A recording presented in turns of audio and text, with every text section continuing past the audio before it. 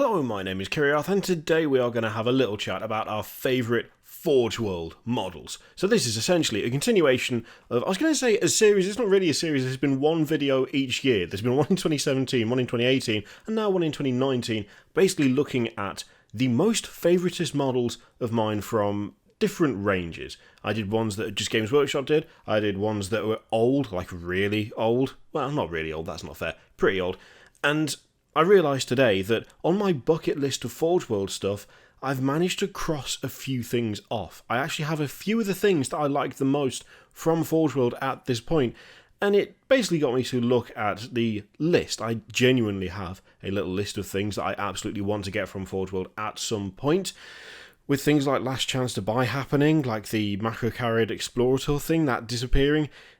The list might be a little bit optimistic in some cases because there's some older stuff on there, but these are essentially my favourite things that Forge World have ever made. Some of them are a little bit older than others, but they're all class. So, the first one, and the one that I'm very, very happy that I do actually have, especially since it's part of the Dread Mob, is just the standard Contemptor Dreadnought. So, that lad right there. Now, the thing is, it's not fancy. It's not covered in amazing, decoration. It's not got the really cool raven beak thing that the Raven Guard Contemptor has got. It's not covered in finery like the Emperor's Children Contemptor. It's not got, the rugged industrial look of the Iron Warriors Contemptor. But for some reason, the fact that it's so simple is what I like most about it. It looks so utilitarian and it's just a stompy robot. It doesn't look fancy, it doesn't look flash, it exists purely to stamp on your head. That's it. There was no further thought placed into it, and I really like it because of that. I don't really know why I have such a soft spot for this kind of plain version of the Contemptor, but of all of them, I think I genuinely do like it the most. And I am genuinely happy that I have managed to at least cross that off the list of stuff from Forge World. So you've probably already seen it, but I do have, admittedly, he's got a massive wheel on his back and he's covered in Skaven bits, but I do actually have that Contempt in that, which I'm super chuffed about because it's just a really cool model. They did a really good job with it, and it looks imposing. I think that's the main thing for me. It looks properly imposing because it's just so bare bones. Another one that I absolutely love every single part of is the Typhon Heavy Siege Tank. That is one of those models where the first time I saw that, I went, right, well, I need to buy that then. There was no further thought process behind it. It wasn't even like, what can I use it with? What shall I use it for? How shall I paint it? I just went, I need that. Just look at it. Look at the size of the lad, firstly. It's a big tank. It's a proper, just giant chunk of resin. But again, I think it's like the simplicity of it, and in fact, I'm seeing a bit of a trend show up here actually when I'm looking at the list there. There's something just so plain and definitely scary about just a massive tank with a giant gun sticking out of the front, because that's literally all it is. Again, does not have the fancy, doesn't have the decoration. It is just a brick on tracks with a giant siege cannon attached to it, and that's why I like it so much. It's all business, and the business is destroying the thing that you're standing in, and you at the same time. I just really like it. It's such a good design. It's just such a good tank. And again, I'm very thankful for the fact that I actually have crossed that off the bucket list as well. Admittedly, mine it's gone a bit Slanesh, I'm not going to lie. It's got a healthy amount of purpley pinky paint on it, and some spikes, and some chains, and the mower of death on the front there. But still, it's still a Typhon. I feel like you can get away with this for Emperor's Children because it makes a massive load of noise when it fires. That's the logic I'm going on. I'd originally intended to paint it Iron Warriors colours at some point, but then I was like, that's got to be loud. Emperor's Children absolutely love that. How could they not love that? It makes a ton of noise. So it ended up being Emperor's Children. Next is the Chaos Decimator siege engine, which for ages was not available, and I genuinely thought I'd missed the boat on this. For a long time, it just wasn't on the site. You could still buy the weapons for it, but you couldn't buy the body, and I really thought I'd missed my chance. I really thought I was just shit out of luck for ever getting my hands on this thing. And it made me sad because look at it. That's the kind of design that I'd like to see more of from Chaos. It's that really nice blend of clearly mechanical, but there is something about it that is not quite right. Like the face in the leg guard, there's like little bits all over it, like the way the Chaos symbol seems to be pushing up and out through the metal. I just really like the fact that it has that proper meld of technology and quite clearly demonic possession. And it definitely has the whole thing of demonic possession. The back of it as well is one of those things whereby the big like unit sticking out the back that's chained down. It just every part of this model screams like devastating chaos nonsense. And yeah, I cannot get enough of this thing. So the fact that it wasn't available for so long was genuinely worrying, because I really thought I've missed my chance. It's gone. Like, that is a model that apparently is not coming back. You can still buy the weapons, but I can't buy the actual body, which kind of sucks. And then I was properly in luck, because I was at Warhammer World. I'd already set aside my budget for that month for hobby for a Leviathan, because I wanted a Leviathan to go with the dreads.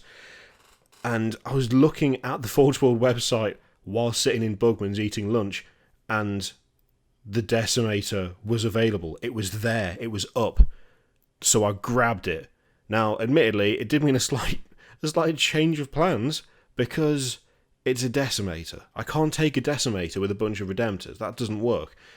So I got the body of the Decimator, and I got the weapons from a Leviathan, which actually fit on flawless. It's like they did it intentionally. Like that Gravflux Bombard fits onto the arm of the Decimator, real flush. It's great. I realise he probably didn't mean that to happen, but it did, and so it was grand, because it meant I got the thing I wanted, and I just now, I plan to run it as a as Leviathan. It's slightly chaosy. I'm not going to lie. I that's something that might have to be overlooked by generous people when it comes to actually playing with it, but I'm sure no one will mind. Rule of cool, all of that. It looks shiny. What's the problem? So the next thing up is the Cerasus Knight Atropos, which has the worst name. I cannot remember how to pronounce it ever. I always think it's Atopo, but that doesn't sound good either. It really doesn't matter how it's pronounced, because that, to me, hands down, is the best looking knight that you can get. I love the Chaos ones, don't get me wrong, the new Chaos kit looks fantastic. In fact, all the Forge World Knights, to some degree, look absolutely amazing, but this has got something about it that none of the others can quite match. I don't know whether it's something as simple as just the pose that's used for this particular picture. I mean, it could just be that, but there is something so cold and calculating and threatening about this particular knight, and I've never been able to properly work out exactly what it is. It's just that, just look at it. It's just so grim for some reason. I don't know whether it's like the weird weapons that looks like properly futuristic, but bolted to this like really industrial body. I don't know what it is, but there is something about that knight that, again, the first time I saw that, I was like, if I can ever justify buying that, I'm going to have to. It would probably mean skipping a month of hobby to spread the budget, but it'd be totally worth it. But again, it's one of those things where, on the other hand, that's a lot of fiddly resin to be messing with. I mean, the Typhon was not great to put together. It was okay, but it wasn't ideal just because it was so big and chunky and heavy. The Decimator was weirdly absolutely fine. Not an issue with that. All the parts slotted together like a dream, but that just looks like it's going to be a nightmare to assemble. And even if that isn't the case, it still worries me. It still worries me just that little bit. Also, the helmet just looks quality. Not the helmet, the head. Definitely not a helmet. He hasn't got an actual head. He's not covering his real head. But yeah, just everything about that knight just looks fantastic to me. So, there's also the Imperial Navy Marauder Bomber, which is quite an old kit at this point. I don't know how old this thing is, to be totally honest with you. I've got no clue. I feel like in some ways, some little bits of it are showing its age a little bit. Like, some little bits don't seem to be all that great, even in the picture. Like, that front assembly right there there's something a little bit off about it, but I just can't bring myself to not like it. It's such a blatantly old design for an aircraft to be operating. I mean, it's classic Imperium in that sense. I mean, it's just a flying fortress, but more boxy. But still, the fact that it is that is what makes me like it so much. It's kind of daft. It's kind of outdated. But just look at it. It's so cool. It's just so cool. I can't even explain why it is. It just is. It's so Imperium in the best possible way. Makes no sense. But I would totally have one. Again, can't really justify it. And 210 quid is, for that, I don't know why, but it doesn't seem like it should be that much. Although it is a pretty whopping model, to be honest. So it's an unfair statement to make, really. I think it's because when you look at the cost of that, which is 210, and then you look at that, there is a distinct difference in level of detail, in terms of like fine sculpting, in terms of, it just feels like overall quality. But then that Knight is still, I would argue, relatively new. The Marauder is not relatively new. I feel like the Marauder has been around for absolutely ages at this point. I just cannot remember how long. But I would still get one. I would absolutely still get one. Just something about it. Something about it screams buy me for no reason. Much like this. The Praetor Armoured Assault Launcher. I know. It's weird. It is a weird looking vehicle. I can't even begin to work out where various influences come from, whether it's like, I'm not like a World War I or World War II buff. All I know is that it seems to be some sort of horrific amalgamation of every tank ever made, along with some sort of mildly modern missile system. Only mildly, let's be honest, but it's so unlike everything else the Imperial Guard get. Like, it has the same aesthetic, it has the same like visual elements. It's still unmistakably Imperial Guard, but it's got this massive, great missile launcher sticking out the back, which just does not look anything like anything else they have. It's, I would argue, a properly unique vehicle amongst all of the other Imperial stuff. Like, it is still essentially a box, don't get me wrong, but it has a silhouette that's nothing like any of the other vehicles. It has slopes where the others don't have slopes. It just has something about it which feels totally unique to this one specific model. And I don't know what it is about that, but there's just something about this model that really, really jumps out as being something completely different, despite being kind of the same as everything else. It's weird.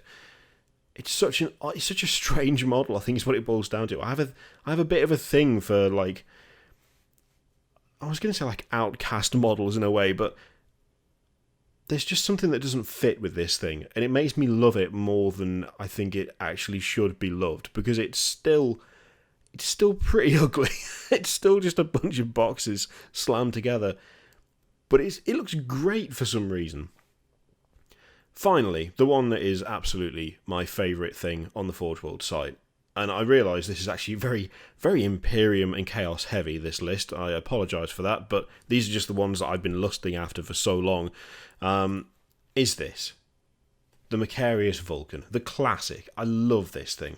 I absolutely cannot get enough of this tank. It looks so old. It looks so clunky. It's a bit absurd.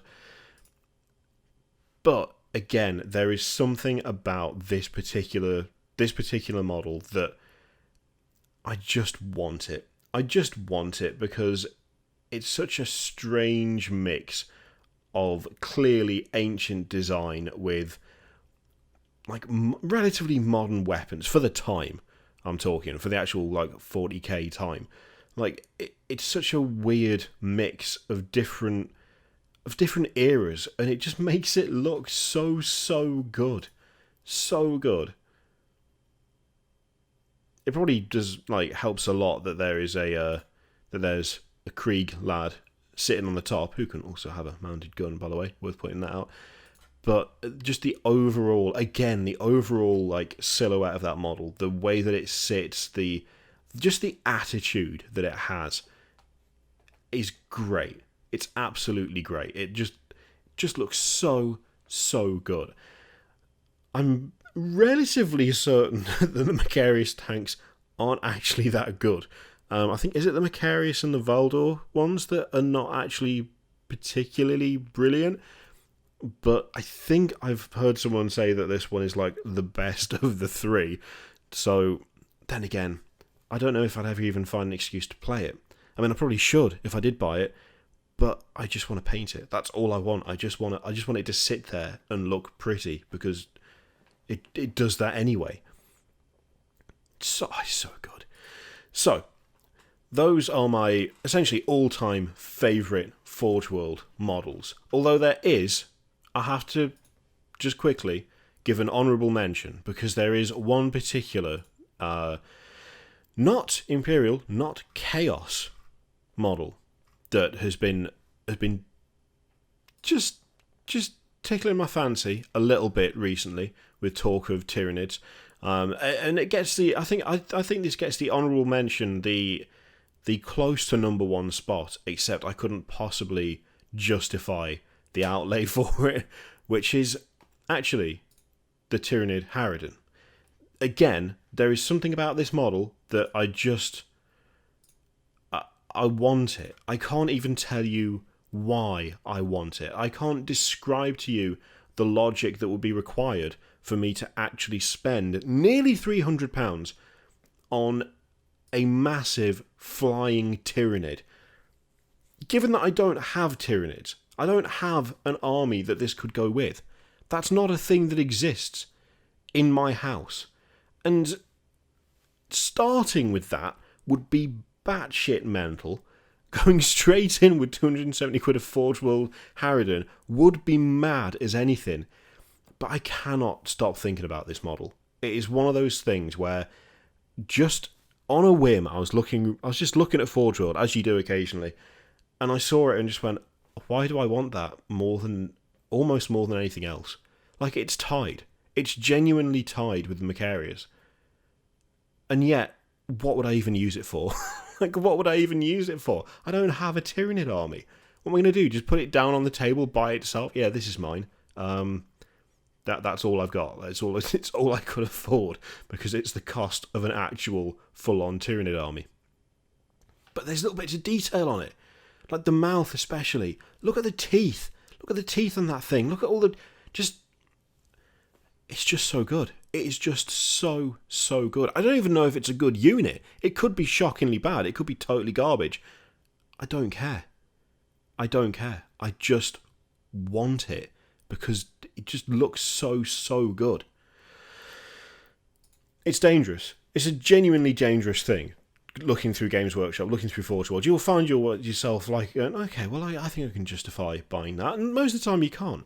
I mean, the Typhon, at the time, made sense. You know, I'd thought about doing an Iron Warriors thing. I jumped the gun. I bought it without actually properly formulating a plan for what I was going to do. It's turned out okay, because it can be used for my Emperor's Children, so that's fine. But when you get to things like a Tyranid Harridan, there's just no reason for that. There's no reason for me to want it. There's no reason for me to buy it. And yet, I reckon it is properly tied between the Macarius and the Harridan, just because they both look great. And they're both things that I don't even think I could use. Ridiculous. Anyway, those are my absolute all-time favourite Forge World models, ranging from reasonably sized to stupidly, obscenely big and costly. I realise that there are a lot more smaller models in there that I do quite like, but I think I'll make that a separate video. This can be like the big unit edition. Well, I say big. It started with the Contemptor, which is not. I mean, it's not tiny, but it's not massive either. Maybe go through some of the more choice characters and infantry models on there at some point as well. But yeah, that is my list for my favourite Forge World models. Let me know what yours are in the comments down below. Your absolute all-time I must have this model. I'd say top 3. Go over top 3. Put your top 3 in the comments down below so I can see what the general consensus is and what people are properly lusting after in the resin nightmare that is Forge World. In the meantime, thank you very much for watching. Feel free to click all the things, Patreon, video, subscribe, all of that shit. Click it if you like, don't click if you don't want to. There is an affiliate link for Element Games in the description down below where you can buy a bunch of 40k shit and any other tabletop stuff you like. They've got literally everything, paints included. That doesn't cost anything extra. I just get a little something if you use that link, and everything's way cheaper anyway. So, win-win. If you want to press it, you don't have to. I'm not telling you to. It's not a demand. Merely passing on the information. Thank you for watching. I'll see you next time. Toodaloo.